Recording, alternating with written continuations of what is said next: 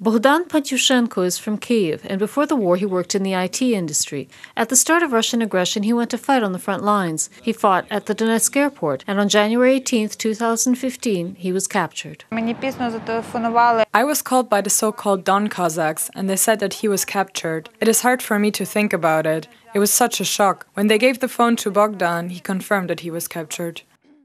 Yet, while the prisoners on Russian territory and the territory of the occupied Crimea are recognized as such and have at least some rights, Ukrainian soldiers who were captured by pro-Russian militants have no rights or means to communicate with relatives or lawyers. Quite often, they are tortured and under threat of being killed.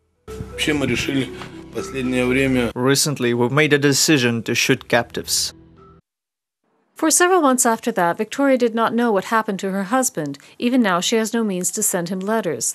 The last time she heard Bogdan's voice was back in 2017. She's been sending small packages to him through the Red Cross and a volunteer who was allowed to visit the area. In a video published by Russian propaganda almost half a year ago, Bogdan asked the so-called ombudsman to help with correspondence. The issue is still unresolved. You know, for almost 5 years I've been imagining this meeting in detail and it has never happened. Then you detach from it, but it takes a long time. So now I'm not preparing to meet him. I hope it comes suddenly, that I simply see him, embrace him and say nothing.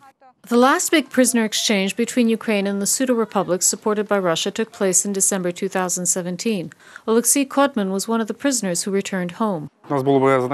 We had an assignment to cover suppers. We stumbled upon an enemy group and were captured. They used us as forced labor. We did menial labor. Fortunately, if you can even say that, we were lucky that they treated us in a humane way. Oleksiy says that he still has trouble remembering those 2 years behind bars. He says that mentally he will not be able to return from captivity for a long time.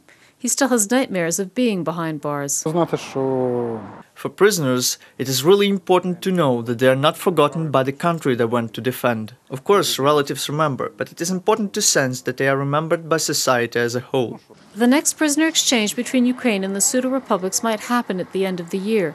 Negotiations on a possible date may be held in Minsk on September 18th.